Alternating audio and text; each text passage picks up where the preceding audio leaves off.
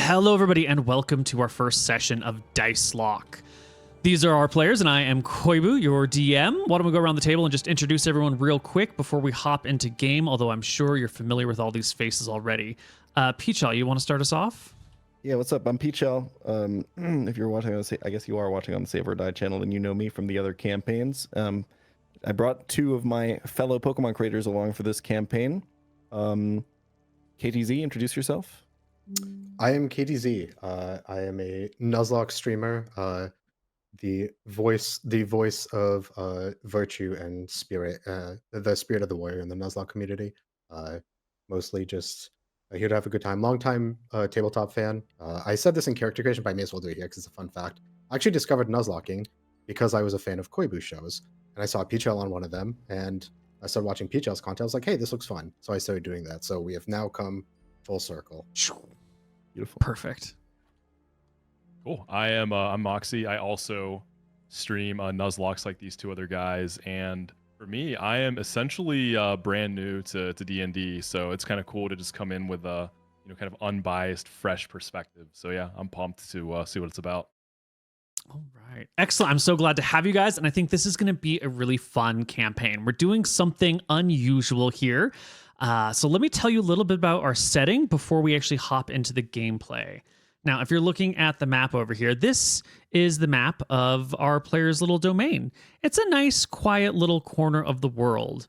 More specifically, though, our players are really only living in this central region that I'm going to draw like a little box around over here. This is where... You didn't see that. No. I Are don't you guys think seeing so. that line? GM layer?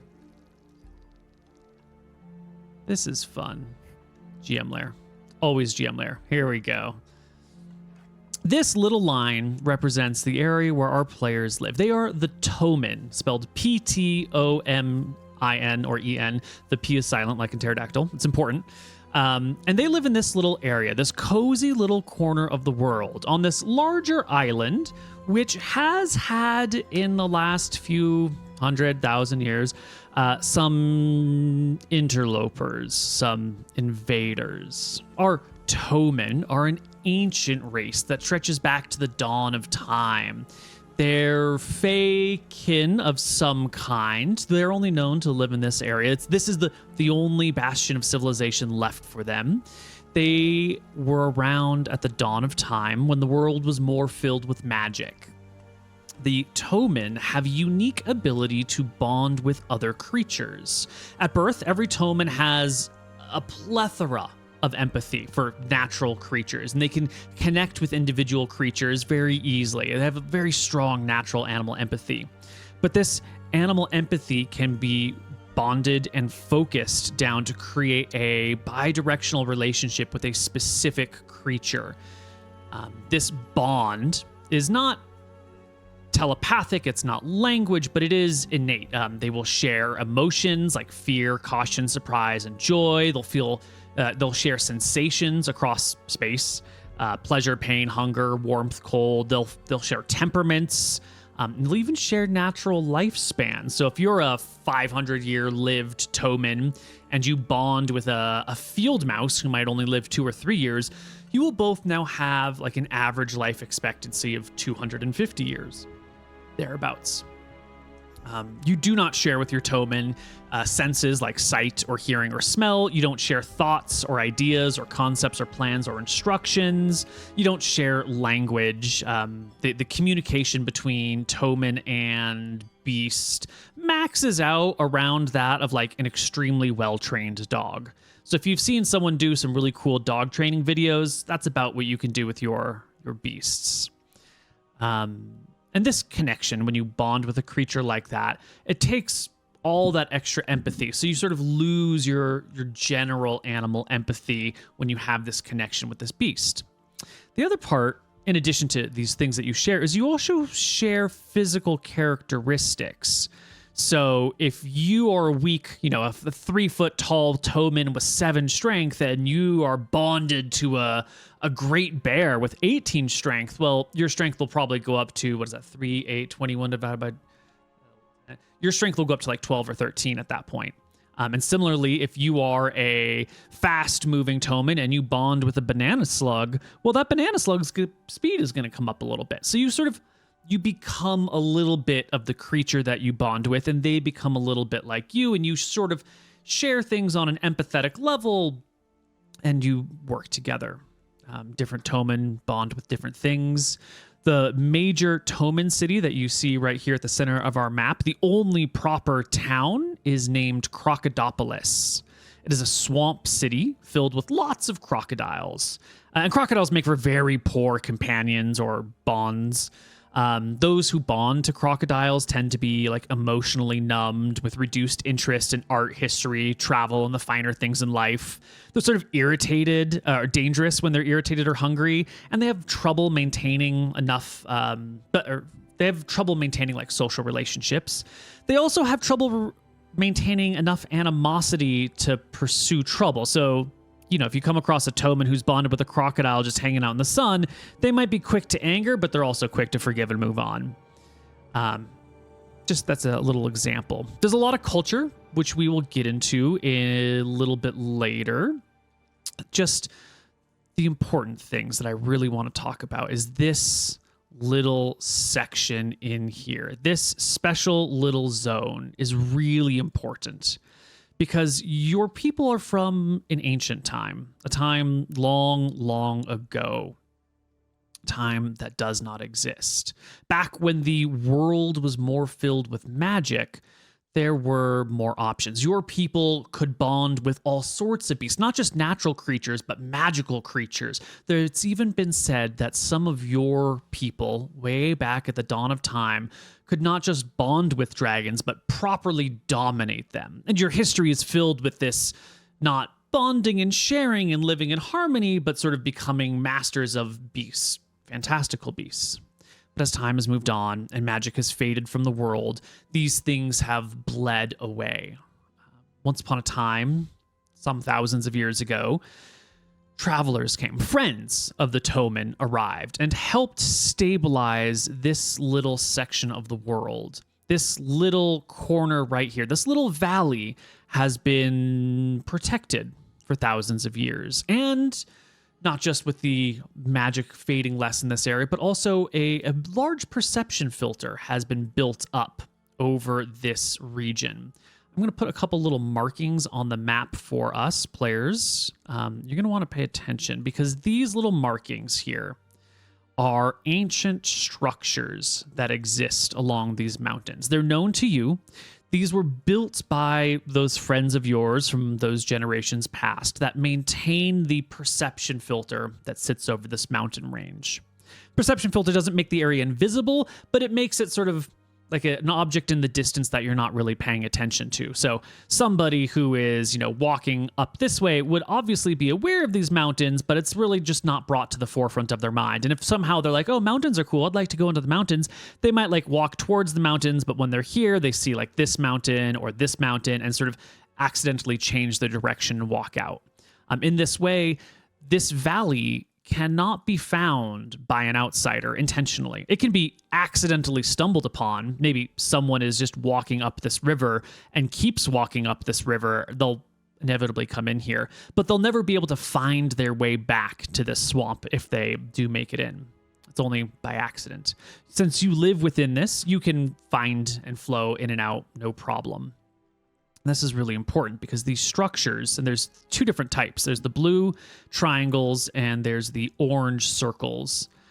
These structures, you're told, are what keep your perception filter intact, keep the magic of the area intact. The thing is, this great magic, this great wonderland that you've got, draws outsiders. That's the need for the protection. That's the need for the perception filter, is that others keep arriving and keep wanting to explore, expand, lay your forests into lumber and ship it off to somewhere else, tear your mountains down and rip out the minerals from within them, overturn your fields, hunt your elk, tame your wolves, and generally ruin your way of life. For For thousands of years, your people have kept these at bay with a process we call trimming the claws, or thinning the herd, or mowing the lawn. That is to say, when the enemy out there begins to encroach too deeply, it's up to someone to take that down a notch. We've got some long documents with a lot of lore. We'll share them so you can read those if you want. We are in a phase now where we might have to think about trimming the claws once again, because these creatures, these large bipedal creatures covered with metals or thick furs, are once again encroaching on your lands. This town right here is the big culprit. These outsiders, these large monsters, they have a city way up here. And normally they just hang out in this upper area. They've got some settlements over here. But recently they have put down a settlement over here, down on this section of the map. And that is right along one of your rivers. That is right in your path. Now, a little while ago, like 100 years, 30 years ago, they started to encroach. 75 years ago, new people from across the sea arrived. They traveled in shallow boats up the rivers, and where the rivers were no longer traversable, they carried their boats. Seeking the interior of the continent, they wandered through the filter and found Tomen villages. Without conversation or warning, they descended upon man and beast alike, killing seemingly for the fun of it. Settlements were burned. From Crocodipolis came those bonded to crocodiles, and the river raiders were no more. We just ate them all. In the wake of the bloodshed, the waterways were made more difficult to traverse by boat. So that was 75 years ago. And today, a bad thing has happened. Today, our three characters will be presented with a fellow Tomen friend who has had their beast captured and dragged back to this town. Now, that doesn't break the bond. The Tomen who has had their beast captured can still feel what's going on with the beast. They can feel their beast's fear, pain if it starts to get injured, and that sort of separation. These beasts are, they're a part of you. You can feel every thought or every feeling they have is very painful for the individual. We're going to get there in just a moment, but before we do, let's introduce our characters, and then we'll hop into game. And let's go in reverse order. So let's start with Moxi. So Who are you playing today? Green. And Iskar is always been kind of the rebellious type. So from a young age, always kind of had this idea that the perception filter is a bit of a block that we shouldn't place on our society. Always kind of wanted to go outside there, see what's out there, kind of get out from within the walls, if you will.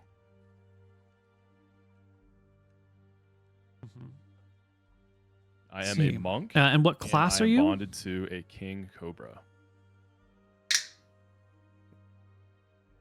Excellent. Now, cobras are an unusual creature to bond to, right? They're cold-blooded. They're not even mammals. How does being bonded to a cobra impact your character's temperament and worldview? Kind of more reserved, kind of in the shadows type. Not super confrontational, kind of more someone to kind of want to plan ahead and not make rash decisions on the fly.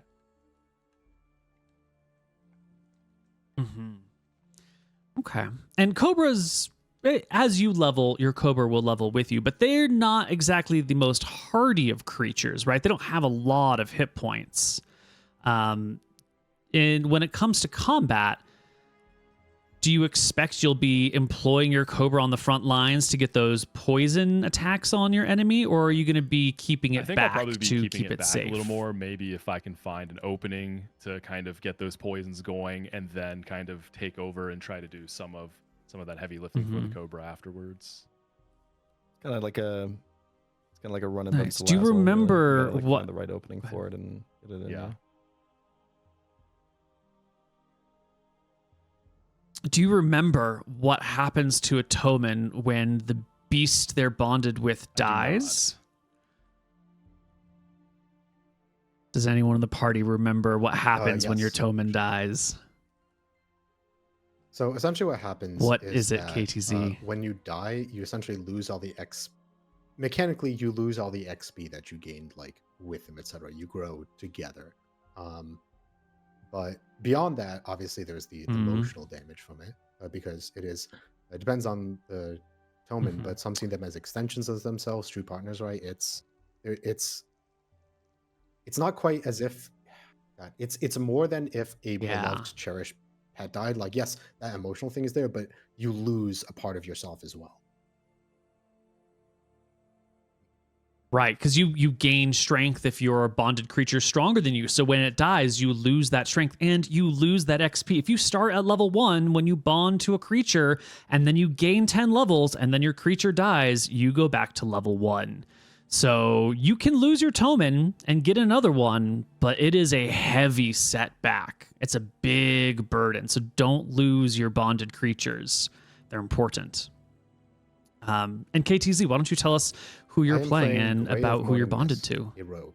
And earlier when you were introducing the history of the Tomen, you talked about a time about 75 years ago when these bipeds traveled up the river and they came upon settlements. One of those settlements was a sort of communal Tomen society where everyone was bonded with water buffalo, a very slow but like resolute herd animal, always staying together, you know. Very close-knit families and community. It could be considered almost like an extension of the family, the herd, right? And in this family, this sort of like community, you would bond pretty early. So a young, for example, if a young Tomen was born around this, was reaching something approaching young adulthood or maturity, and there was a calf born, sometimes they would often bond with them, and that was the case for Gray. However, as we mentioned, that there were these settlers, these invaders who came and slaughtered these villages. One of them was Gray's. And though the water buffalo is a herd animal and pretty gentle, when the herd is attacked, they're not going to be able to get away. They stand and fight as a herd. But they try to, his parents, their beasts, tried to let him and his calf escape. And he tried to flee. As he was fleeing, his calf was shot and killed. So one of his earliest memories is losing a bond with the beast while he was still essentially a child. It was the timely arrival of the crocodiles from Crocodilopolis that spared him, but it spared his life, but not the emotional trauma of that. So since then, Gray has his family, his community was essentially destroyed. So he essentially grew up an orphan, an urchin, sort of on the fringes of Tomen society. Not exactly getting into trouble per se, but always somewhat distant, keeping to the shadows. Often disappearing for long periods of time, ranging rather far. And one day he came back with a newly bonded beast, a hawk named Mithra, who is ever at his shoulder or scanning about. And Gray has essentially lived his life that way since that time. He's been he doesn't openly get into trouble, you know, he's not like a scoundrel that people are like, oh, he's going to go cause pranks or whatnot. He's just been distant, and they sort of attribute that to the traumatic experience. It's hard to know what he's thinking. He's polite and helpful when he has to be, but he's very distant, doesn't like to engage, form bonds, and just disappears for long periods of time. So that is Gray today. What? That's very hawk-like. Yes. Yeah. That's very hawk-like, sort of sitting on the outside up in a tree and watching but maybe not quite getting involved. Something. Could it be an opportunity? Could it be some sense of direction? That's what we'll find out, right? I think something important for I hope context so. here. I'm not unless sure if you mentioned it, Koibu, the Tomen life expectancy is a lot longer than that of humans. Because KTZ yes, it's many hundreds of years ago, so I think a lot of viewers have the impression right now that, you know, KTZ's character is this old man, which is not really true, is it? No. Tomen live for many hundreds of years. They're 4 to 4.5 feet tall. They're about 60 pounds. They have move speed 20 in 5th edition. They have infravision of 60 feet. We'll talk about it. It's not dark vision. It's like Aura of Living Things infravision. You have a 90% charm resistance. You're immune to magical sleep spells. You have resistance to illusions of 3rd level or below, or is automatic success, and advantage on saving throws against illusions of 4th level or higher. Yeah, and also you live in a fairly technologically primitive state. You don't have metalworking. It's a Neolithic, Neolithic age. So mud brick houses, wooden tools, no cloth really, maybe some skins that you've worked with, woven baskets. Maybe you could have like a woven grass skirt or something, but it's a warm place near the equator, so you don't need a lot of clothes. In fact, we have some tokens that I'm going to drop on the screen for us. Oops, that is your hawk. This is Gray of the Morning Mist. Let's zoom in a little bit. And you can see Gray has a short sword, but it's one of these like Aztec-style swords where it's wooden with, what do you call them? Obsidian chunks embedded in it in order to make it like a slashing weapon. We have Iskar the Green over here with a little stone knife, and White of Alabaster over here. And would you tell us, Pichel, about White of Alabaster? White of Alabaster is a cleric, a relatively, for Tomen terms, young and up-and-coming one at that. He's just basically past his rite of passage of becoming, going from his young years of being in training as a cleric to becoming having more responsibility and bonding to his creature. He's very idealistic. He's very driven. Very set in the old and traditional ways of the Tomen, and very convinced that the traditional ways of the Tomen are correct. He's bonded to an elk, which I believe most clerics in Tomen culture are. The deer is a sacred animal in Tomen culture. In the central Tomen mythos, the way that they got into this sacred land, into this protected land, is they were hunted on this island, and one morning a deer appeared. Illumis, whom they pray to, the sun god, appeared in front of them in the form of a deer and led them into this land where they were secure. So female deer are sacred and holy, and male deer are seen as like the protectors and the ones who make sure that the herd are safe, so to speak. And that's why most clerics bond with them. My elk is called Damhir, Damhir.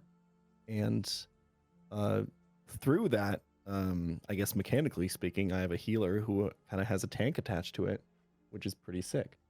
That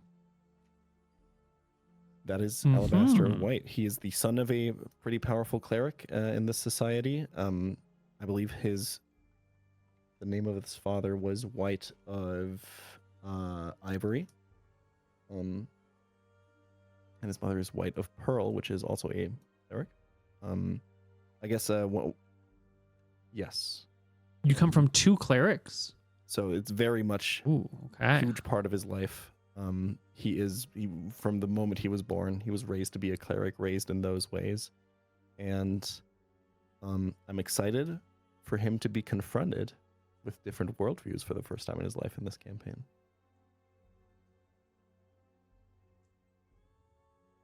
Okay. Now, there's only one more thing that we have to talk about before we can hop into a little bit of gameplay here, and that is what are your roles in society? We know who you're bonded with. We know how you your personality, at least a taste of it, but we still have to exist, right? You're not farmers. You're not fishermen. Maybe Gray of Morning Mist is a fisherman. That hawk could easily pluck things from the lake here, the swamp, really. Are we people who live at the edge of Tomen society, and so it's going to just naturally fall to you that you're the first ones to deal with these interlopers? Or are you some sort of your position in society is to be the ones to trim the claws when that comes up? Is this a path that you have taken? Is this campaign something you have chosen for yourself, or are the events of this campaign going to be thrust upon you without really necessarily wanting this I think I have a responsibility. good answer for Gray right How do you want away. 'em? Is that sort of works with whatever the other two decide whether we're together on this, but their constant roaming and disappearances. The fact that they have a hawk, which is an animal that's more suited to, and the type of hawk specifically is God, I forget, is the Delingerous falcons? What are they called? They're more suited towards like open grasslands than forests. Uh, there have been rumors, probably among the Tomen, that he has maybe an obsession with the settlements of the a bit of an obsession or curiosity of the it could be maybe he's driven by vengeance or just like this inability to let go. But there are rumors that he sort of ranges and explores farther than most Tomen do. So I imagine that there are times where his knowledge of these sort of like outside areas and forest, these ranging, is of use when it comes to either guiding people, scouting, gaining information. So uh, forays beyond the barrier are probably something he's pretty familiar with. So it sort of naturally falls to him here. I think that makes sense. Yeah. Okay, that makes sense. And Peachel, you are White of Alabaster. You are a cleric. You are the child of clerics, and as you said, it's very who your children are is an important reflection on you. So I could easily see if you're a leader, descendant from a pair of leaders, you might be eager to get involved and sort of fulfill your social Yeah, duty. I Yeah? think the way I'm imagining it too is that going into battle and trimming the claws and keeping all these things right and fighting alongside of their the other people is a big part of being a cleric in the society, right? You're essentially Mhm. also a battle medic, right? And tending to the Mhm. wounds and healing people in and out of battle is a big important part of clericship. And I think White of Alabaster is extremely eager to go to the first trimming of claws. I would imagine that his father especially was very involved in a lot of different fights with these invaders, and that there's probably, if you live in this society, if you live in Crocodipolis, you've probably heard of his father. Big footsteps to go into. You've probably heard the tales of how he saved one or the other battle, how his healing made it so that the Tomen could rise up again in another fight and strike down the invaders, how his elk was so big and so mighty. And maybe he's grown old at this point where and settled more into managerial tasks that he's eagerly looking for someone to replace him, and who better do that than his firstborn son, White of Alabaster. All right. And Moxi. Now, I want to ask how you fit into all of this, but I kind of know because you've picked a snake as a companion, which is an unusual bond, right? There's a Tomen of Legends past named Leolis, who was once bonded to an elk who was killed at the hands of these interlopers like 550 years ago.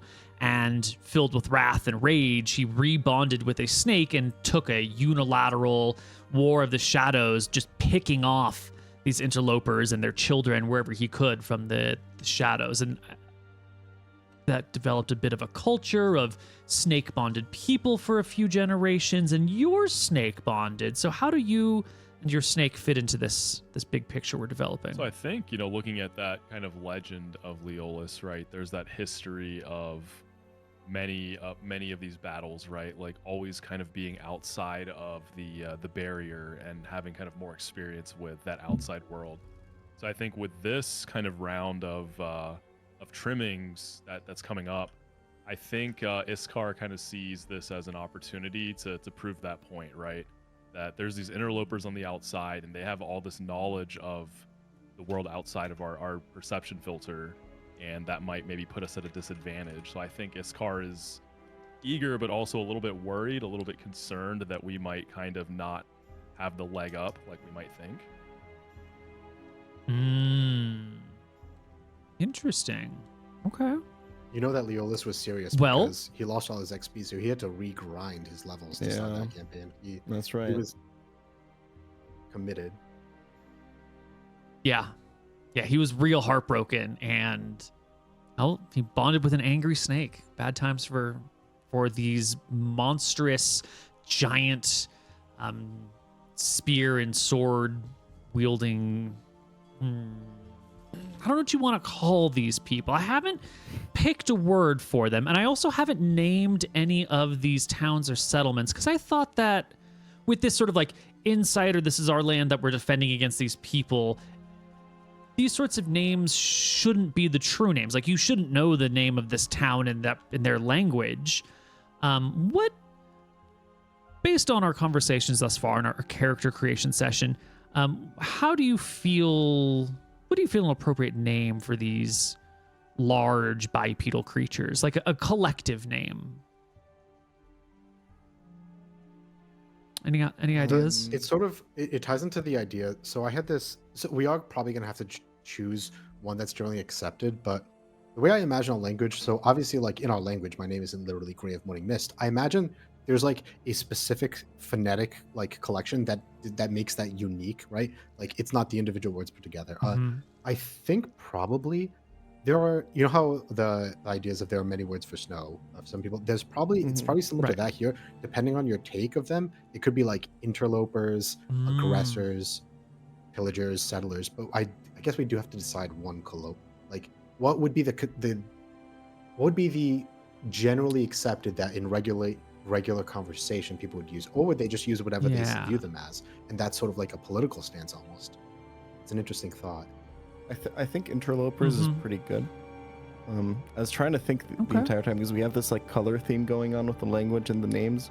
If I can think of a word that could also represent like a color that kind of breaks apart like a pattern, or that like kind of ruins like a cohesiveness of a pattern or something, but I don't think there's really a word. Oh, it'd have to be something on the lungs of crimson, something that indicates violence and rage and bloodshed, right? Scarlet is also a nice, strong, aggressive word. It could be something as simple as the unbonded. Well, we are not unbonded too. I sort of wait, that's actually makes me think of how would maybe we see them as like incomplete beings for their inability to form bonds, and we get a name for them like that. You know what I mean? Soulless or something. Soulless seems a bit strong, but like that idea, you get what I mean? Like a better punchy word for unbondable or incomplete. Yeah. A one spirit, something like that. Yeah. Okay. How much do we know about them? Like, I'm guessing our knowledge is pretty limited. Is it mostly just like from combat? Do we know much about them at all? Yeah, let's talk about that, because you will see them mostly when they get too close, but every now and then someone goes and like spies on their village from afar. These creatures are like 6 feet tall, maybe a little bit bigger. They've got these like thick, meaty arms that are bigger than your legs. They wear like metals and stones across their body. They chop down forests with metal tools. They have huge furnaces. They've got like lots of dark black smoke that roils out of their houses and out of their stone-built buildings, which is way more advanced than you have.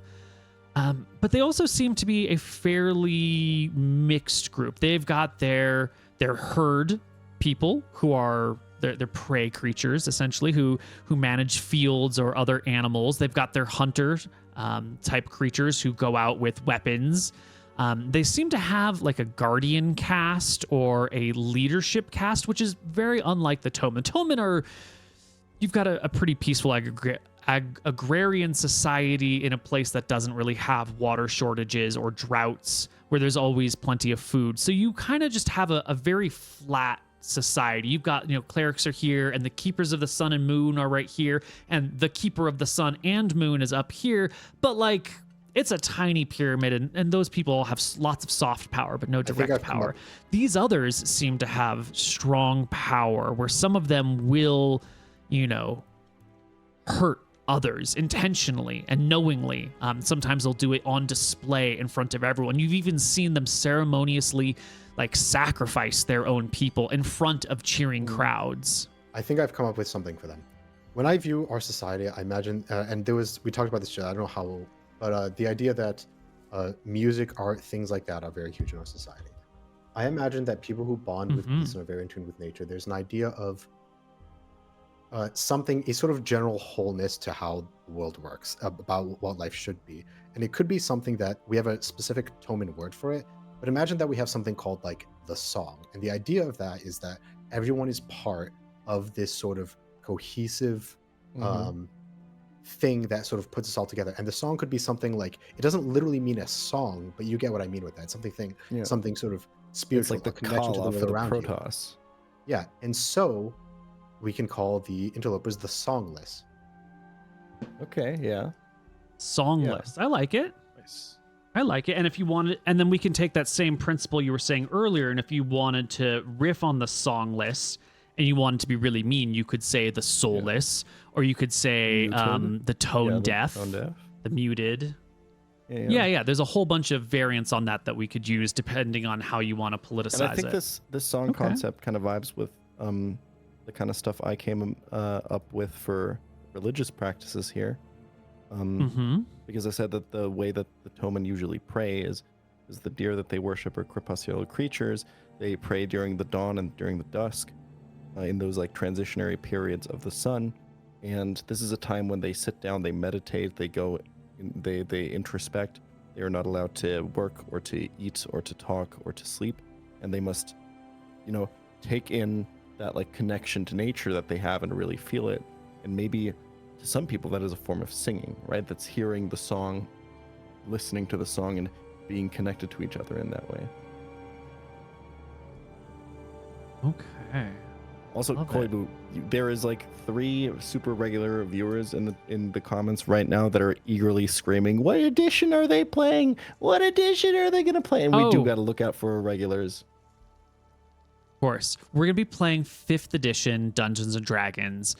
There are going to be some adjustments to our campaign a little bit, rules-wise. Our players and our Tomen and their beasts count as 1 creature. So if all 6 of you get engaged in a fight, we split the experience 3 ways. You don't have to worry about any of that stuff. Your base movement speed is 20, modified by the creature that you've connected to, and that might increase or decrease your speed one way or the other.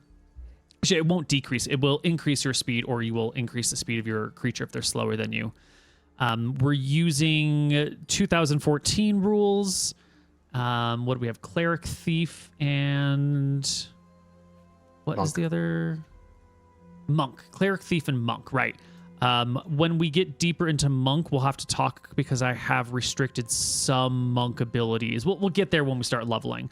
I'll make sure you're not surprised by anything too out of hand. So just a few tiny house rules here and there. Well, you're not going to let Jan play Twilight Cleric, the totally balanced archetype?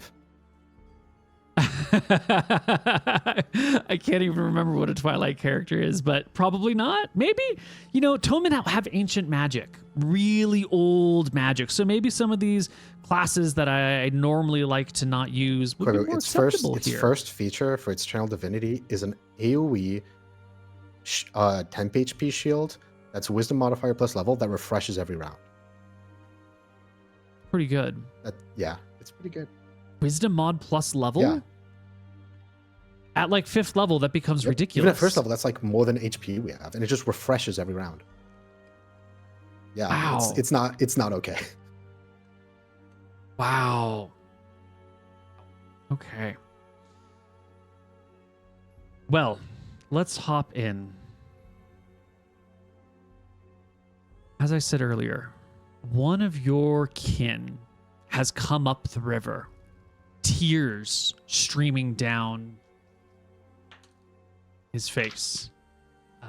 And the first person he runs across is going to be the 3 of you. Now, somehow or another, the 3 of you are all together at the front. I think you each have your own interest in these interlopers down here, in the songless over there. I think each of you are maybe individually concerned about what's happening and thinking about maybe taking some action.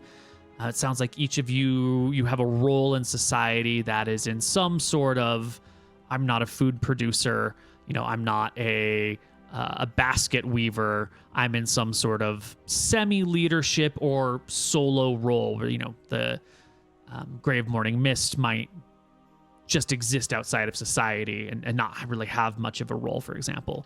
And so the three of you, all concerned about this upcoming settlement and the creatures there, have been watching it together, loosely together. Maybe not like hanging out and playing dice in the creek bed, but aware of each other, aware of each other's creatures.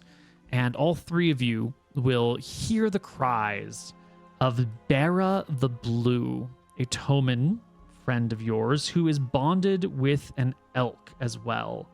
Now, Bera the Blue would love to be a cleric, but can't, because just not everyone can be a cleric. And so they bonded with an elk early on, hoping that the cleric would come, and the cleric didn't come. And they've adapted to that very well, and they've found their own place. And one of their jobs is sort of keeping wolves and other creatures at bay from the grasslands. And so they do a lot of traveling, a lot of like roaming around through this softer, greener pasture lands that you have over here. But for some reason, which I'm sure you can ask, they were down the river. They come back in tears, seeing the three of you in the forest well within the perception filter shield, and breaking down, saying, "Oh, they've got him. They've taken the elk. They've taken Elky." Bera, I feel like I probably know this person. I feel like I know a lot of people. Yeah, Absolutely. Yeah. Yeah. Your population, your total population is very small, like a few thousand at most. Biolumis. Help this man, come on. I sit beside him. Are you hurt? What happened? I'm fine. We was in the woods maybe 8 hours ago, and they came out of nowhere with nets. They threw them over me. Elky tossed me, like reared back. I fell off. The nets caught in his horns, and they dragged him away. I could feel him. I could feel the pain. I could feel the panic, but they had so many spears and so many nets, and before I could do anything, the Elky was gone. Where did this occur? There was probably just a very soft voice. He was sort of lingering on the periphery, maybe near a tree, and just sort of steps out. And the first thing he just says is, "Where did this occur?" Downriver, near where the forest thins. Is there a settlement there? Do you know this area? Do any of you know this area?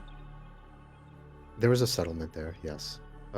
Gray sort of looks up to his left, not even at you as he's saying, and after a moment, a hawk sort of that was circling up above swoops down and sort of sits on his shoulder. And he just sort of meets with the hawk's eyes. They have the same sort of like very piercing gray eyes, and nods, and then looks back. There is a settlement in that direction, yes, to the southeast. My God. How many of them were there? I saw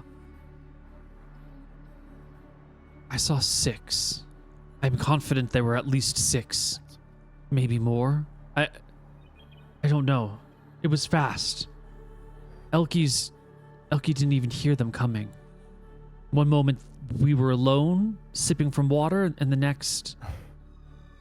You know you're not supposed to go that far from the mountain range, right? What were you doing so far downriver?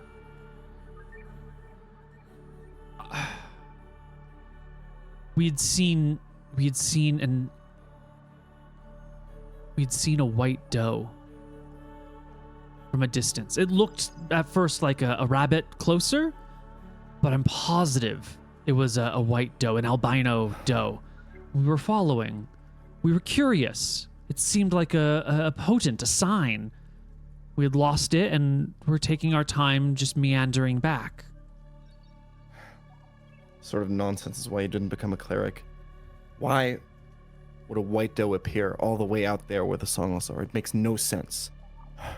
This is exactly what happens when people leave the mountain range. It's not supposed to do that. How did you follow the doe? Punish me later. Did you track it? Help me. The doe? We tracked it we followed for a little bit. Less than an hour before we lost it entirely. You were able to see... But you know how these things are. The white door, it shows and then it vanishes, even if it was there. You found signs of its trail, though. Or you only saw it? Yes, but there's more pressing issues. Elky's gone. They've taken him. I can feel him. He's terrified. We have to. We get can this go idiot's after hawk him. back. We can see. We have a snake. We have a hawk. We have perfect tracking beasts. I say we go and find him before it's too late. You know, it's. I've been coming back as quickly as I could. It's taken me all day to return here.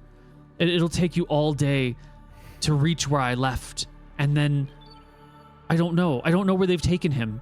If it's the town, that's another day. It would be 2 days to their town from here. We can't possibly go into their settlement as the three of us. It's way too dangerous. You're so careless. Oh, what a mess. The longer we wait, the less chance we have of identifying where they go. We are not going to, even if we happened upon 6 of them, even within the forest, we would not be able to forcefully return it, but we can at least track them and show we know where he's being taken and why. I've never heard of the song of Thank you. taking someone's bonded before. Have I heard about this, Koibu? Is this a thing that occurs sometimes? It happened once in Legend a long time ago. Like, it might happen more often, but there's one famous situation where it happened.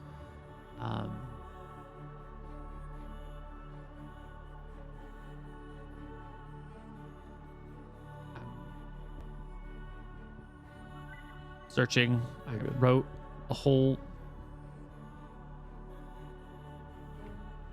Right. So Leolis, we were talking about him earlier.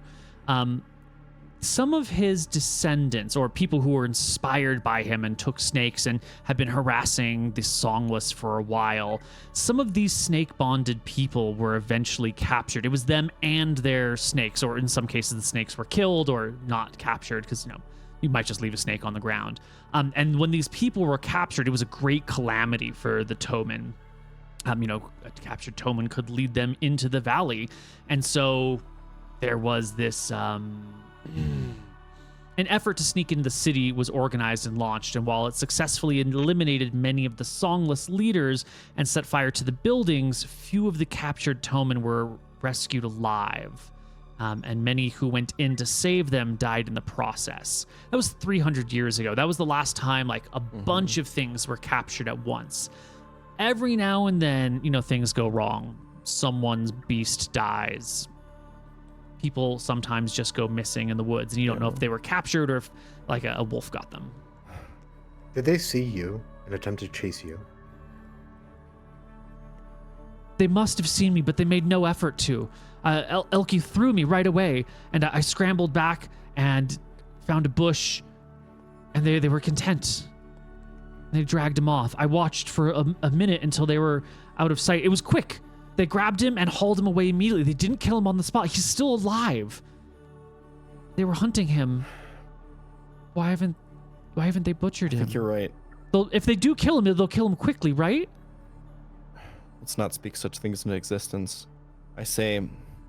He was about to open his wanna- mouth and answer what butchering an animal. He's probably witnessed it, spying on them, but then at the words from White, sort of holds his tongue. I don't want him to die slowly. I don't want to feel that. Nobody wants No, to you feel don't. that. The most we can do now is track him, but if they brought him to the city, there is nothing we can do. We'd have to organize way more people to go in there. It's so dangerous.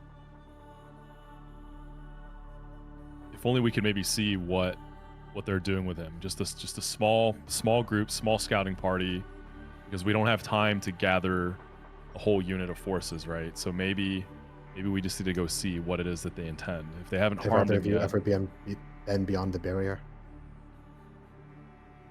I haven't. I've always wanted to. Well, my father says it's about time for me to leave it. And maybe this is a sign from Illumis that we must, but we will be careful. We're there for a greater purpose, and we will pursue that purpose, but nothing that goes beyond that. And I'll be responsible for this. I will be held responsible if something happens, so I don't really know the two of you that well, and I'm not really sure. There's something we can do. There's something we How can I help? we should take him along, right? We need to know what Elkie is feeling at any time. It'll give us more information. It will. we should inform someone else in case we do not return.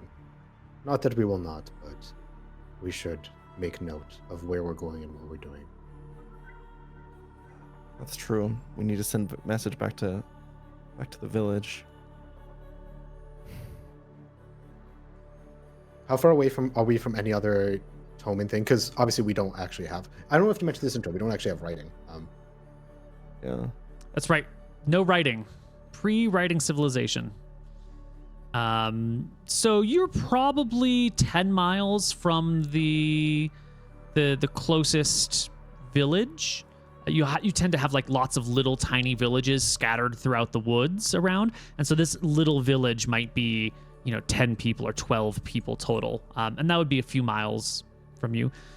So we wouldn't really be able to have one of us send one of our beasts back as like a messenger, Yeah. right? Because we don't have any way to communicate Correct. what's happening. Right. Well, I'm in a right. metagame dilemma now because I feel like the most reasonable thing to do would be to send one of us back and have the other two go, but I don't think we want to split the party at the very first quest of the very first episode.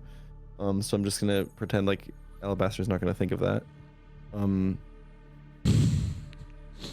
What time of day is it right now? Late afternoon. Oof. He's been traveling He says he's for a been while. traveling all day. Yeah. How, Go now. 10 miles. 10 miles. Can we make it to the village by nightfall? Yes. You guys probably move around 2 miles an hour on foot, but White of Alabaster does have an elk, which increases his speed significantly. And I don't know how you feel about, other people riding on your elk. But if you and the others ride upon your elk, you would go twice that speed. It would make sense for clerics to let other people ride on their elks for convenience. I feel like that's part of the reason that they take them. We have a decision to make. We want to pursue with haste, and yet, if we do so, we risk no one else knowing what occurred here. I think we must return to the village. It's too late. By the time we get out there, dusk will fall. We'll have to say prayer, sing song, and then hunt in the dark. It's a terrible idea. Out in the dark, out of the barriers. We should head back home. Maybe send a scouting party tomorrow. At the same time, going there and back literally adds like a full day to our travel, doesn't it? Like there and back is essentially a full day of before we end up where we are right now, already behind Yeah. them a day. Yeah. It would be 2 hours-ish back to town on an elk and then 2 hours here. So yeah, 4 hours of travel. With the elk, that's actually reasonable. I think so. Yeah. With that knowledge, I think it's so Gray thinks for a while and he says, we have to leave some message. If you, he sort of looks towards White. Of all of us, you have the greatest gift of speed, and perhaps some of us should wait here while you and Bear return and inform what occurred. Then you return here, we make camp and preparations, and then tomorrow we start our pursuit in earnest. I don't think that's a terrible idea. I think that's maybe the way to go. I still feel like we don't have time to lose. I feel like we can't wait. Is there something, if we were to proceed and go now, is there something we could leave, some sort of markings, maybe marking trees to kind of show the direction we went? You could mark trees. You could use your knives to put a little notch in a tree to indicate you've headed in that direction. But also, Bera lifts his head and says, "You're right. Speed is of the essence. I'm only going to slow you down. Let me tell the others. We'll meet you along the river, the main river. None of the tributaries. We'll just find you there wherever you are." Very well. We will be an advance party to try and pick up their trail, but we will not engage. He sort of looks at the others, especially since I imagine Moxi, what was your character's name again? Remind me. Iskar. Iskar, does Iskar look a little of the active, eager sort? Yes. Okay, yeah. Definitely. We will not engage over eagerly, but we will pursue. I really think we should go back and send a message. I don't know what to do. Your father would know what to do. Thinks back to stories he's heard of his father. All right. Maybe we need to set out, but we need to be careful. We need to keep the barrier in mind at all times. Keep it in vision, and We will not miss have prayer at trouble dusk. finding our way back. Worry not. And it's not just about Elky. This is for our whole society. Because what if this happens again? What if they try to capture more beasts? We can find out, what they're doing.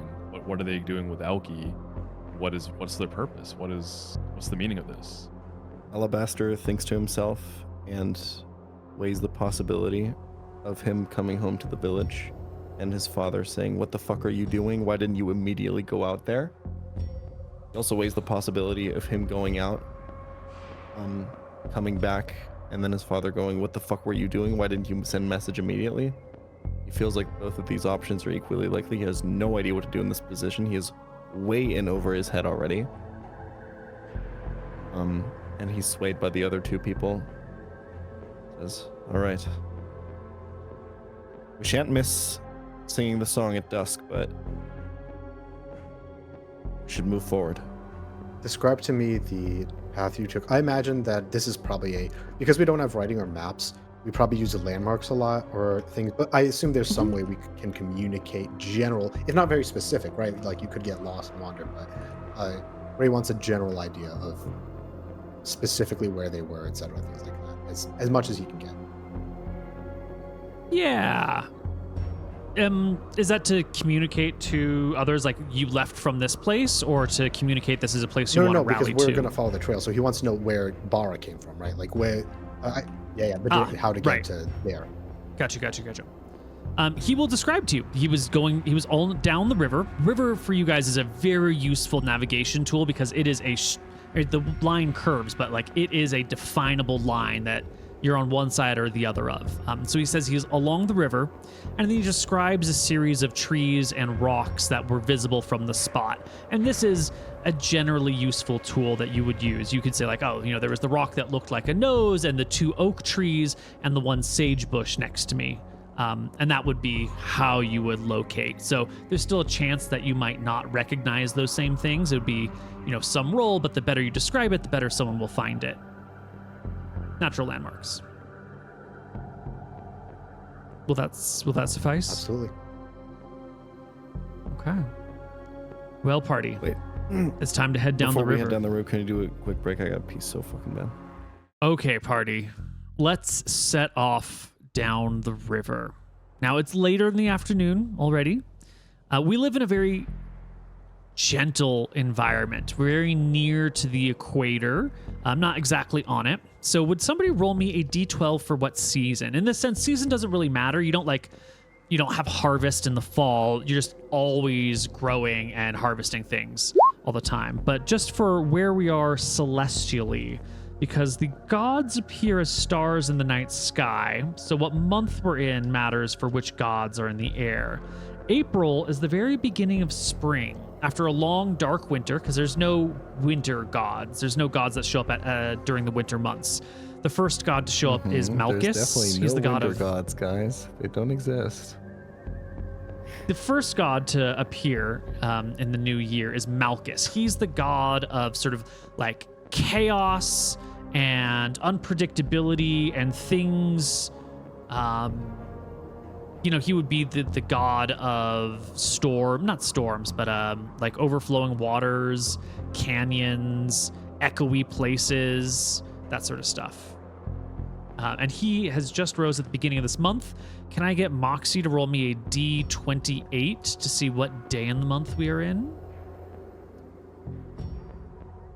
7th day. Okay, so we're at the very beginning of spring. Malchus is the only star in the sky at night when the stars come out. How lucky for us. Mm-hmm. Right. Let me just give you a quick... So I'm just going to give you a quick 3 sentences on Malchus. His philosophy is that order and predictability breeds complacency, and that complacency creates weakness. He believes that, or embodies the concept that chaos culls the weak and gives rise to the strong, and that only by facing unpredictable challenges can some people rise above the rest, that, turbulent waters create the strongest swimmers. His domains are chaos, but also like movement and swiftness and travelers, rugged self-determinism, silence, glibness, excitement, humors, lies. He's the god of teenagers and mischief, secrets and secret passageways and canyons. For Tomen, Malchus is not a great god.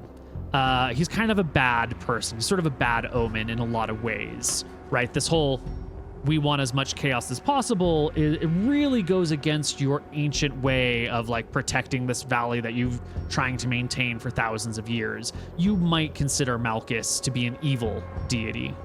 And he's the one who is present now in the night sky, which is fast approaching because as you travel down the river, evening gives way to nighttime and the stars are out. It's just his one constellation that is rising and rising. We'll travel as far as we can tonight. We'll get towards the edge of where the barrier is, which is right about here. These orange dots that we drew earlier, this represents like the line of where the barrier ends. If you draw a line between the orange dots, you are drawing a line around the effective barrier zone. We would also include the blue dots, so this one up here would get tucked in. So you get to basically the edge of the barrier this evening when you settle down for a nice place to rest. Now, for Tomen, the nighttime's an interesting experience. I mentioned earlier, you've got infravision. And when we say infravision, we mean like see the auras of living things. It's a natural sense you have in your eyes, sort of like your color vision or your dark vision. In daylight, that aura of living things will just get drowned out by the sun. The sun's a great source of life, and so it kind of blinds, it gives you like blindness, night blindness or something to your aura. But when it gets dark out, in the night, by the moon, you can see the aura of living things within 60 feet of you.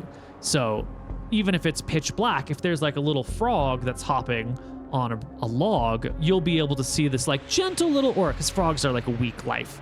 But if there's, a bear, you'll see this nice big warm aura near the bear. And of course, if the bear is behind a tree, you don't see the aura coming in front of the tree. It works just like vision. And those of you that are bonded with creatures that have traditional dark vision also have a little bit of traditional dark vision as well. So as you settle in for the night, your regular vision allows you to see where you are, and your infravision allows you to avoid the centipedes and the snakes and the poisonous frogs and all the other creatures of the forest, and keep yourself nice and protected. And I think maybe each of you, your creatures have dark vision. The right? hawk doesn't, but it does have keen sight. So no, yeah, but I do believe the cobra has blind sight, but it's only 10 feet, so you get like 2.5 feet of blind sight, Moxi. And white of alabaster, your elk, actually doesn't have dark vision either. Never mind. No one has dark vision. Perfect. Beautiful. Perfect. Love it. All right, we settle down tonight. Moxi, help us imagine how Iskar and his snake travel together. Does it slither alongside you? Do you carry it? Is it around your neck? I'm trying to get a better understanding of how you guys interact. The snake is usually kind of off on its own, a little ahead. Think of it as kind of always constantly doing reconnaissance, seeing the area around Iskar to kind of, relay back the feeling of just the general environment. Gotcha.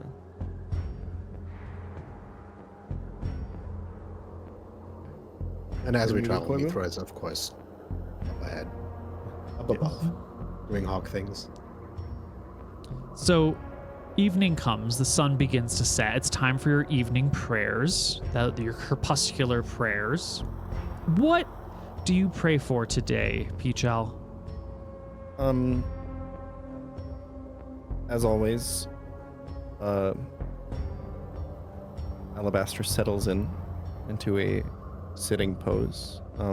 This is something that's specifically taught to clerics, but it's, I guess, generally agreed upon that you should sit very upright when you do your dusk and dawn prayer, that you should sit very still. You should breathe very calmly and very regularly. Just listen to the sounds of the forest. And listen for any signs or anything that the forest might tell you, or anything to hear. And if you hear the rustling and the moving of the animals, you kind of imagine them there and imagine you with them, and maybe you feel your connection to your bonded as well. And this is something that's fairly new to Alabaster, as he's not been bonded with here for a while. But I think in a moment like this is when kind of their breathing also kind of synchronizes, right? And when you most feel bonded to your partner, maybe he even feels his feet feel just a little bit hoof-like. Maybe he feels like there's something on his head, like antlers or something. Maybe he feels like there's soft fur around him, and just kind of a very, very, very vague, very tiny hint of a sense of melting together with that bonded. Very nice. And Iskar Green, does this cleric really speak for all Tomen society when he says everyone needs to pray in the morning and evening? Like, he's a cleric. Obviously he prays, and obviously he thinks that how all of society should behave, but where do you sit on this whole prayer twice a day thing, Iskar? Yeah, for Iskar, I think he doesn't quite follow this ideology, because he's always been one for challenging, the way that this society is built, the way they're doing things. And in this moment, when we're supposed to be, kind of getting ready for prayer, I think even Iskar's feeling almost a little guilty, because, this is essentially a rescue mission to get Elki back, to save them. But, Iskar's feeling excited because going outside the walls for the first time, something that I'm dreaming of, since childhood. And it's just kind of hard to stifle that excitement. Interesting.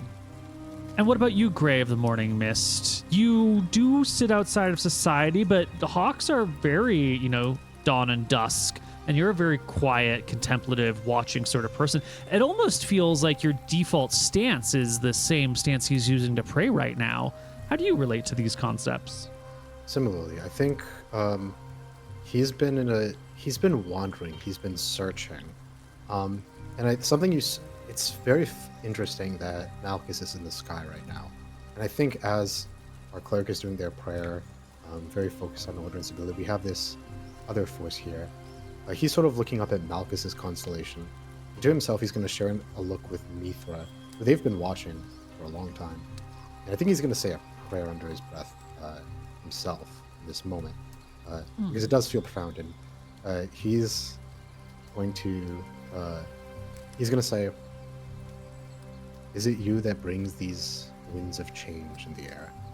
If so, I ask only for the sight to know when I should simply stop simply watching now." I think that'll be his prayer to Malchus. Okay.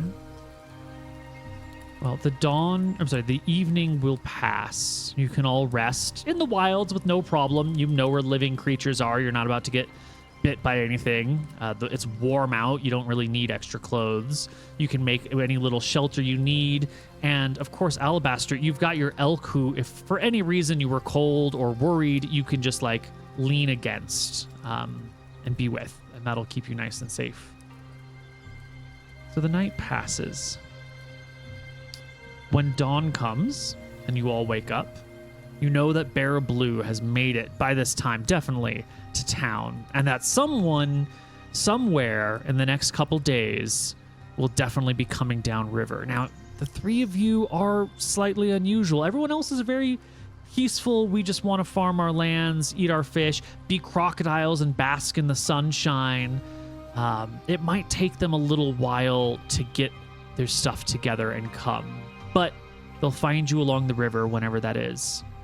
So dawn comes, our party sets out in earnest, knowing especially if you're traveling on an elk, you can do 50 miles a day.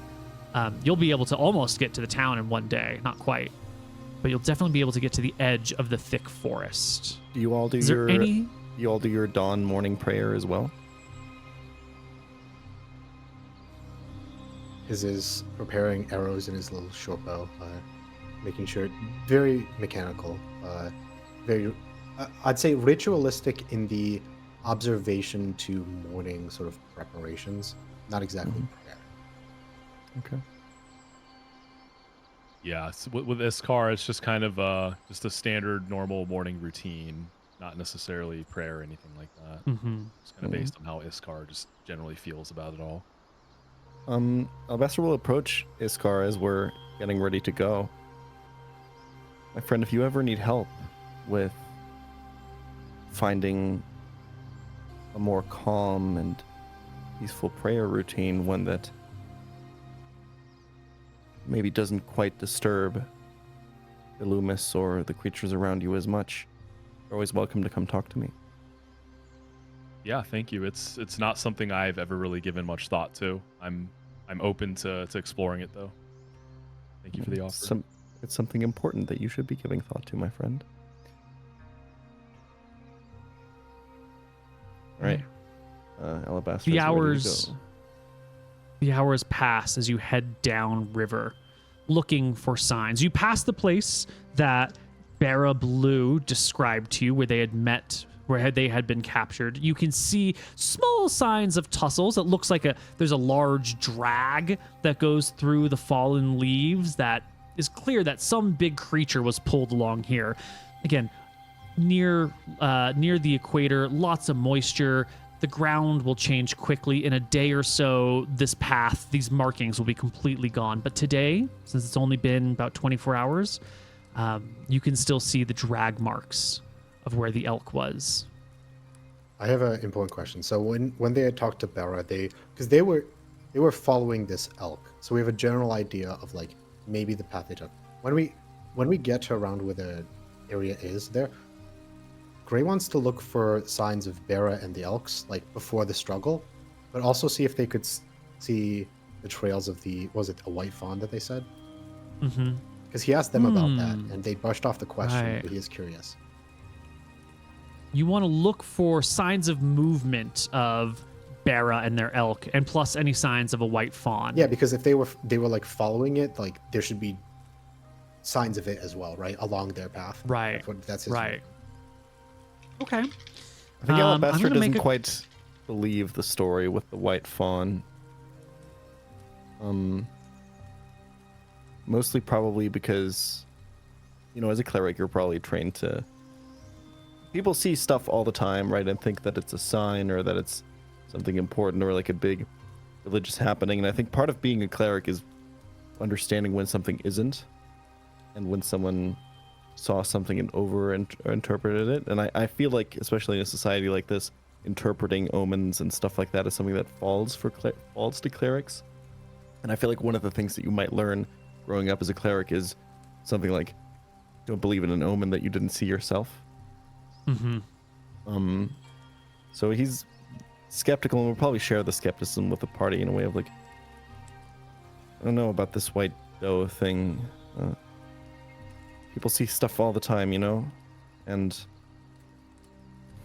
it may be important, but what we know was definitely there was the Songless and Elky, and we should maintain our focus towards those. If we do see a white doe, obviously, that's important too, but... It's more important to know whether they thought they saw a white doe or not. I agree, yes. Especially if it really was there, then we wouldn't want them to...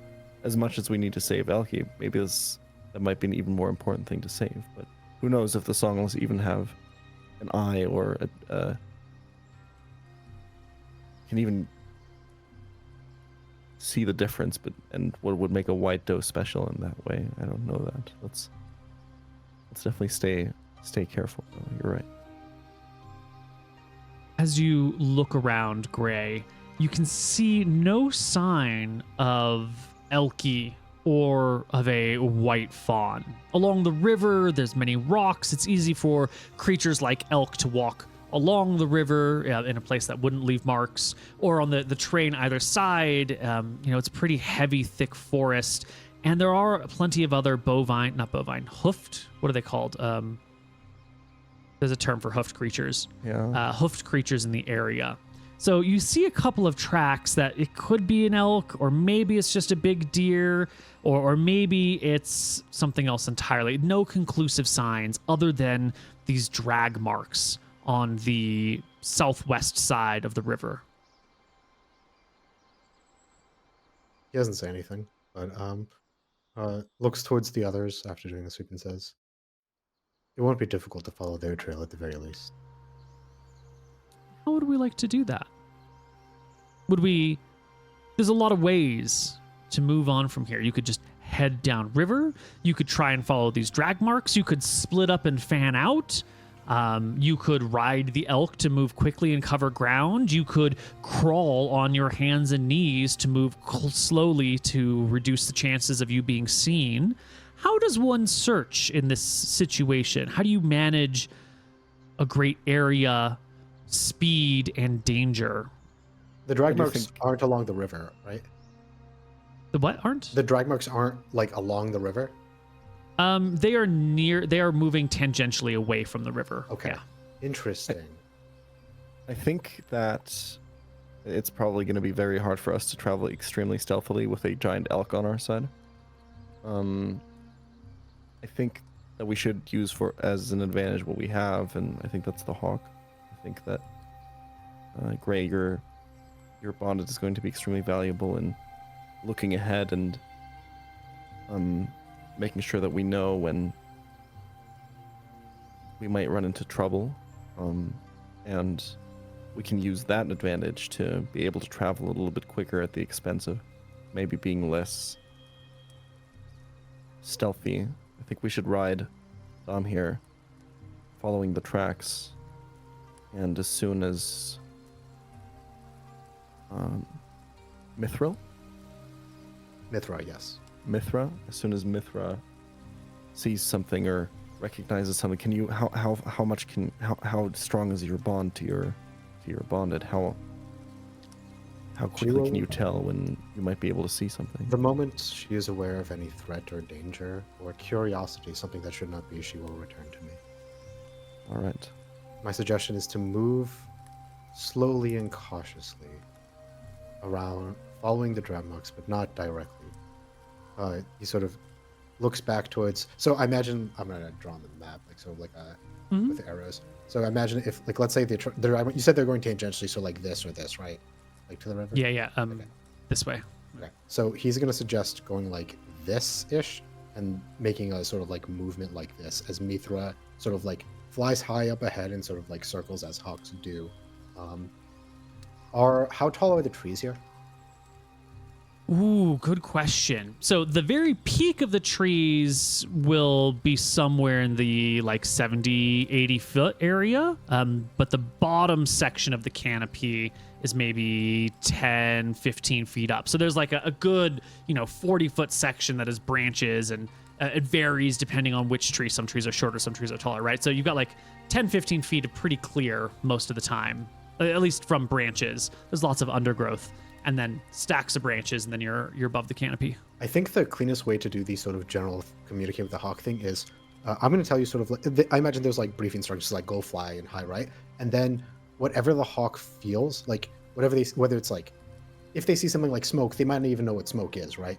I'm just going to essentially tell you where Mithra is and just leave it entirely up to you, like what they see or what they're able to communicate with. I think that's the easiest way to do it, right?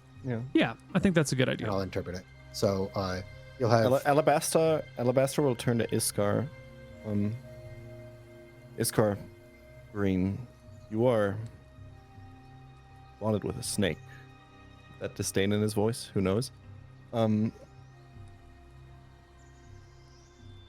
I feel like you must understand a lot about keeping a low profile, not being seen, lying away hidden, sneak attacks. How do you suggest we approach the situation? I think it might be because So we have your beast, which is big, not stealthy, but perhaps maybe I split off. Me and my snake. You two follow the path of the tracks on the elk, and I can kind of take a different path. I know it's a little bit risky, but I feel okay with it, because of the type of beast I have. We should be within. Gray looks up and says, "We should be within a close." And when I say close distance, it's probably like 30 to 60, like 30 yards or so from one another. We should be within like a certain range, even if we're spread out. Do the Tomen have calls? Are we able to like? Are we good at mimicking sort of like bird calls instead, or just as a general communication thing, or songs? How's our? Yeah, absolutely. You can make natural animal sounds very well. As a young person, you're empathetic with these creatures, and you learn to mimic their calls for fun as kids, and that fills you for your whole life. So yeah, bird calls, frogs, crickets, that sort of thing, you can do extremely easily. I think that's something sort of talking out of character for a second. Probably because we are, from a metagame perspective, we are very disadvantaged against these larger, stronger things, and the ability to like move stealthily and using what defines our characters and people to our advantage. Things like this, we should keep in mind going forward. The ability to communicate or like make sounds to one another to like warn one another that they won't know. So that's something that I'm just like keeping in mind now. So I imagine as we were walking here, I don't want to like retcon this, but we've been traveling for like many, many hours. I think some sort of like common bird calls. We could have like some sort of code or establish that as we're going here. Because Gray is very thinking about like things just like maybe the sound of a certain type of bird is like Lee, etc. We just sort of establish a code of communication between one another. Mm-hmm. Yeah. Perfect. It also goes to say that the language you speak is not the same as what the songless speak. You don't speak theirs, they don't speak yours. Right. Not relevant to this moment, but as long as we're talking about communication. Yeah. All right. Well, it seems that you're going to kind of take a nice gentle pattern and do like a little weaving back and forth, sending Mithra forward. And if they see anything that's a curiosity or a danger, they're going to fly back to you. Now, this will be a common thing. If you travel all day, Mithra will be visiting you probably 15, 20, 30 times a day because there's a lot of interesting curiosities and there's a lot of dangers in the forest. So Mithra's gonna come back to you and we're gonna see how we interpret this. I just need my encounter table. Hold on. Alrighty. Who would like to roll on the encounter table for me? I'll do it. You know my seed goes crazy, Koibu. You know I'm the high roller, so. We do have our bow strung. We know that we're like once we got to the area, we do have our bow strung and out because obviously you don't travel with your bow strung. I know, but it's 5th edition, so we're gonna hand wave a lot of the gear survival because 5e's just it's a simple system. It's a lovely system. Okay, Pete Chow, roll me a 2d20, a 2d10. That's pretty high.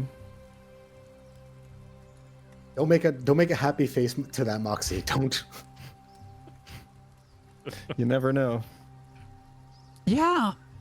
Mithra flies right on back to you after 15 minutes of careful walking. I take it at this point in time, the two of you are riding on Domir, and Iskar is, you said you were nearby but sort of separate? No, we're right? Off. Gray's going to be off Dom. We're going to be like... Okay. Gray's idea was that we're like within 30 yards of each other, but like somewhat separated, so we're not all concentrated on the Yeah. Perfect. Okay. So you will all see Mithra fly back towards Gray.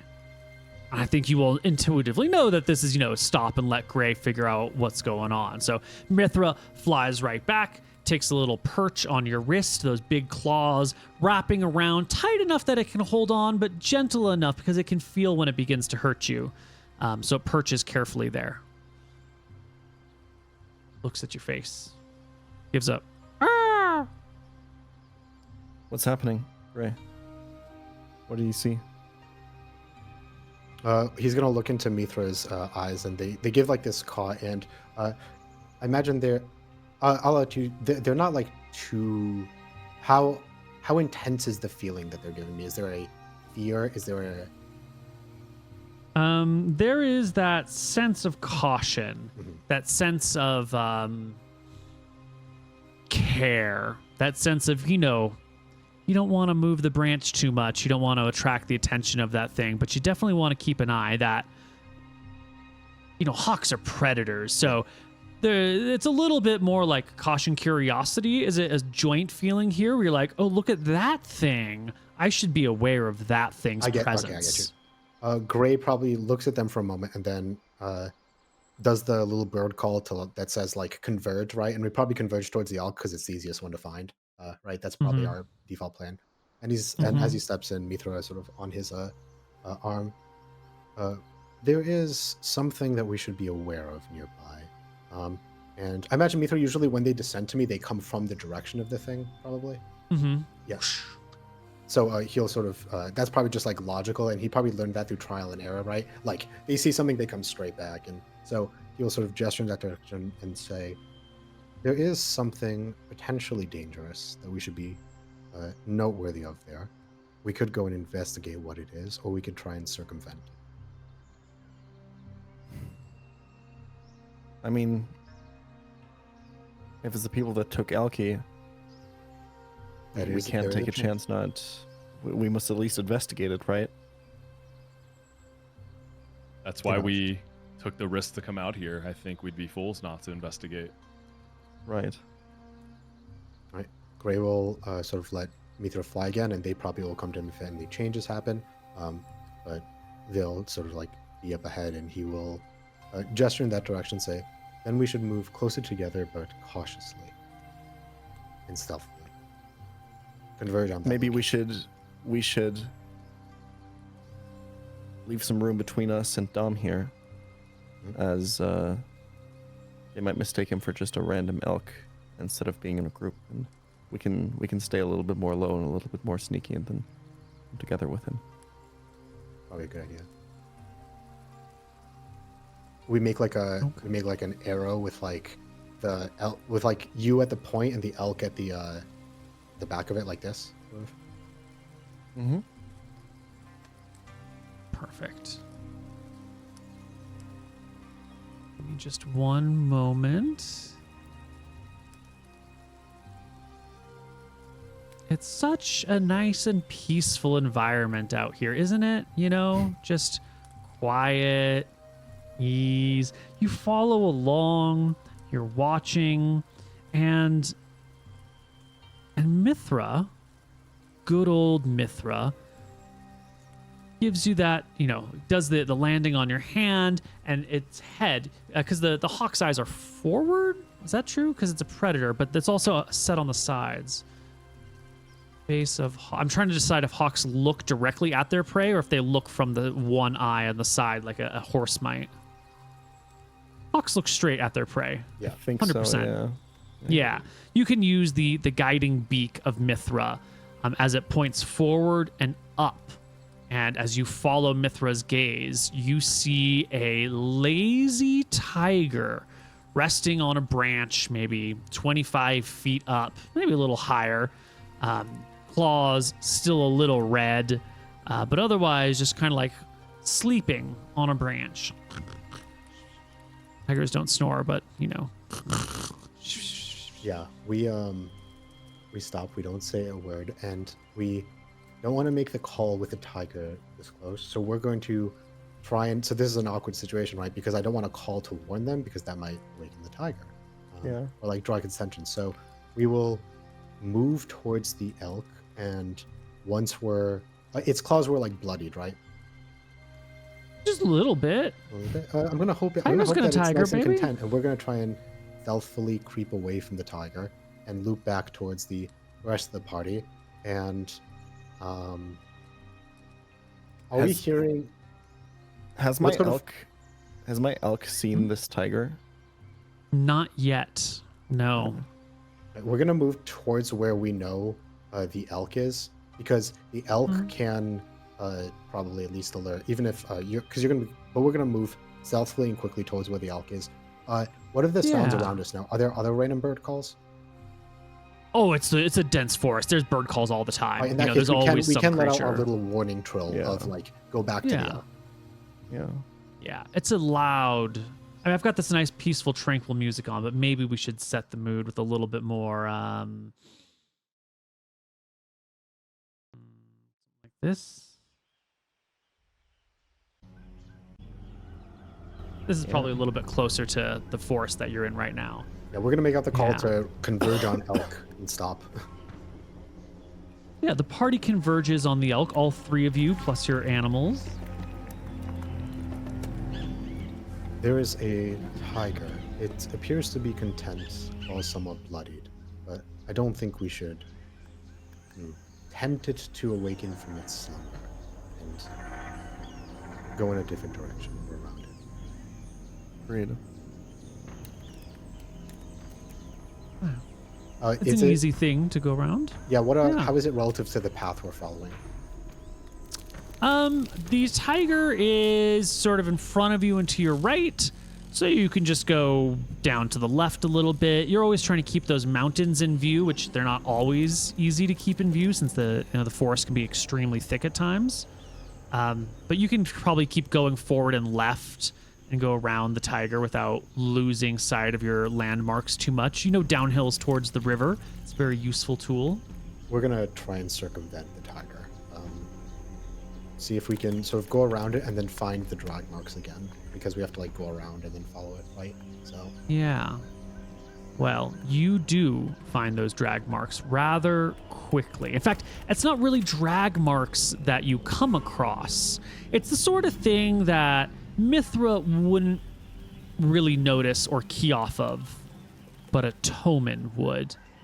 And the only question is, how close are you when you see it, and who is the one to notice it first? So I would like all of our living Tomen characters to roll me a perception check.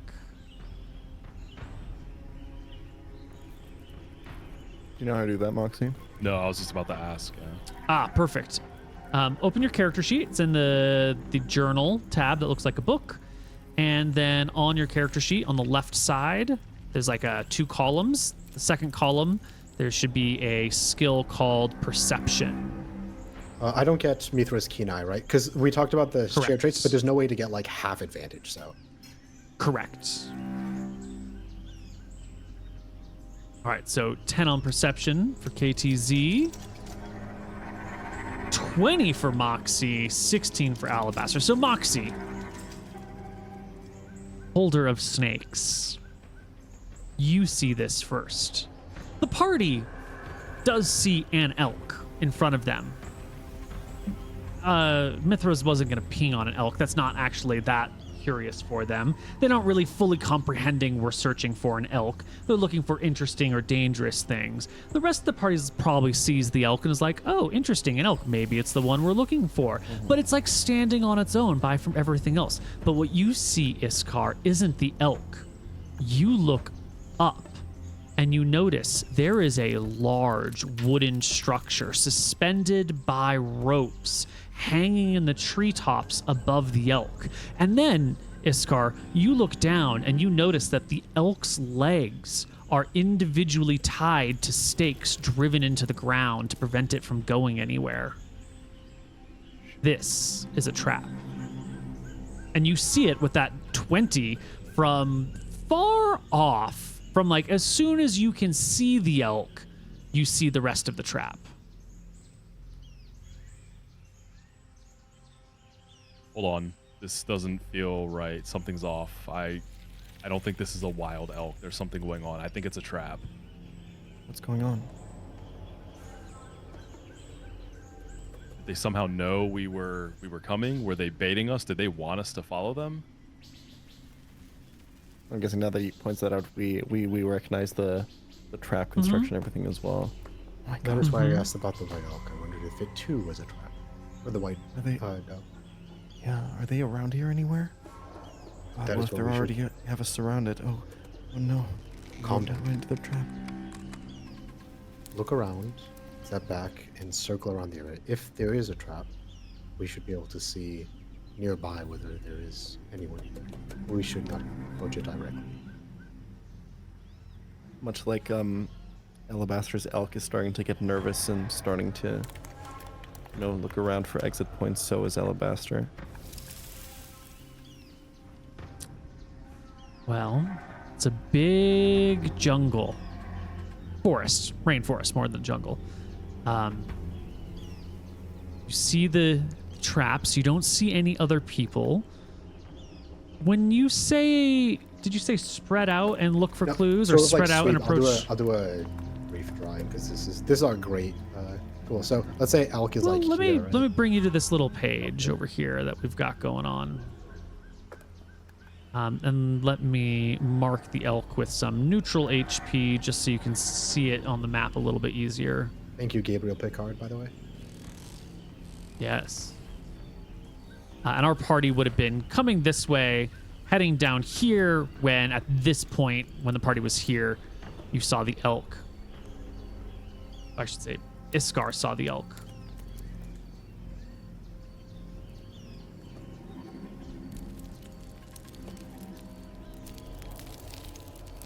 So, you see no creatures other than the elk. This map is not perfectly complete. There are large trees all over the place, and there's room for a cage to be hung above the elk here. Okay. So Gray at this position, but as our cleric friend is panicking, he's gonna push them. Points towards these elevated positions, right? Because if you're setting a trap, right, the most natural places for you to be would be like here and here, right? These are elevated, right? That's how I'm understanding the... Yes. Okay. He's going to point at those two areas. And he is going to suggest... He's going to suggest that we move this way. Like, try and see if... because this is... If there is someone like waiting in ambush, they would be like there or there, he thinks. So moving any further this way, like into view here, is a bad idea. So he thinks we should go around that other way. Okay, he's still very nervous. It sounds good. As a gentle warning that you shouldn't worry about too much, but just to keep in mind, you were avoiding that tiger. That tiger is off the screen some ways to the north of you. Oh, Lord. You were going around it and coming back this way to avoid the tiger. What you've drawn out doesn't look like it's going to interfere with the tiger's path at all, but just so you know, there is a tiger out there somewhere. Cutting off our line of It's retreat. fine. Yeah, it's fine. It's a regular non-blinking tiger. Okay. All right, party. We head out, all of us, and riding our elk. Wait, you said our non-blinking? large. Yeah, well, the blink tigers are one of my favorite custom yes. creatures. Yeah. I love a good blink tiger.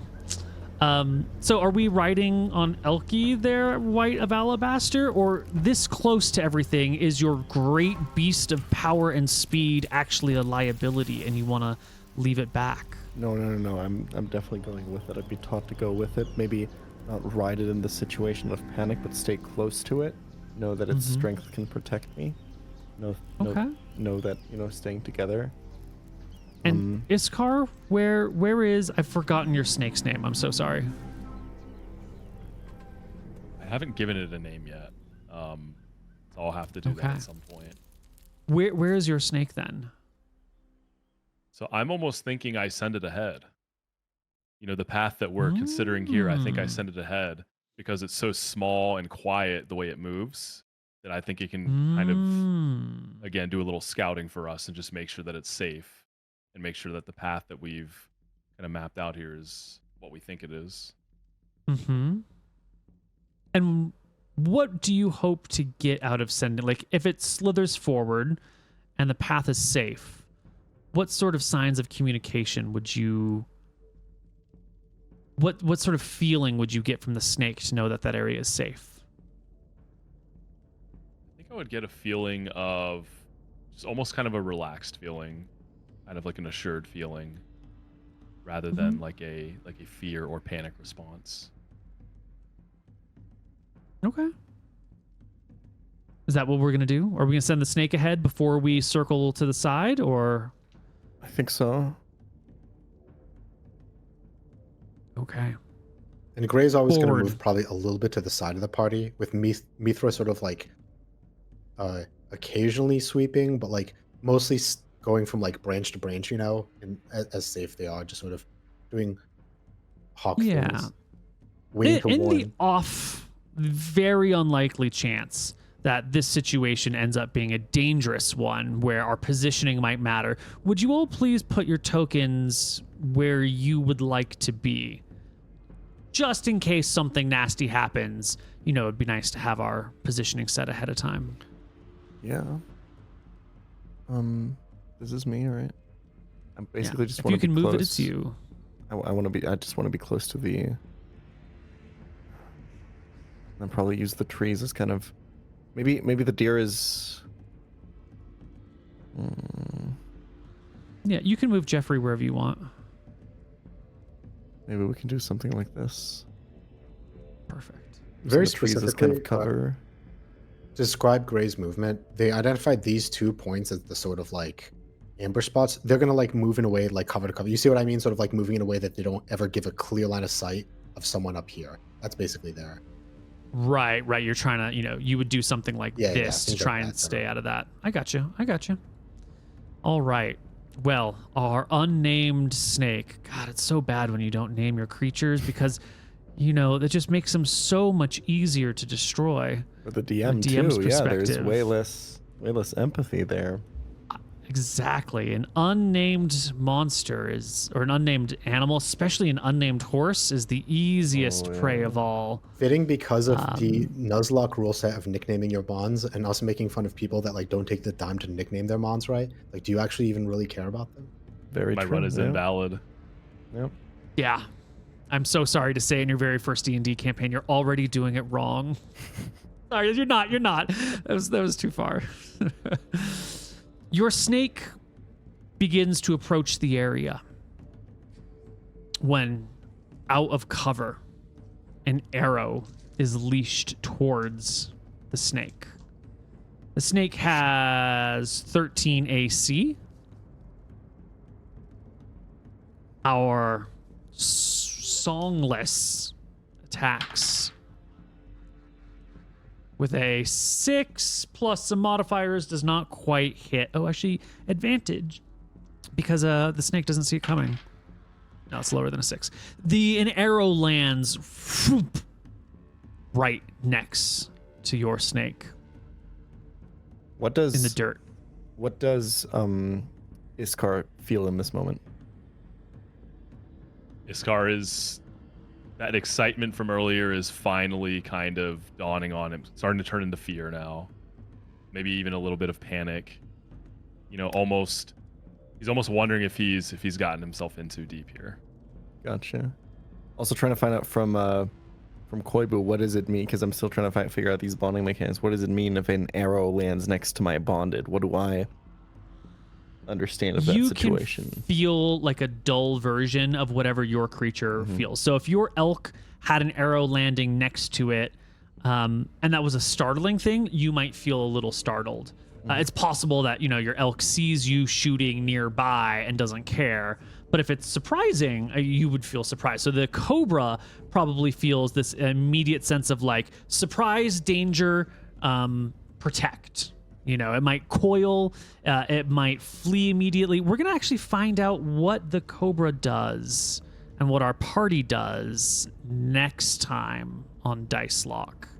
We're going to come into our second session with a very dangerous situation with our Tomen very far away from our beast.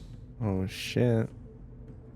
And figure it out next time. I'm going to also take you off of this map so no one accidentally moves their token, because accidents happen.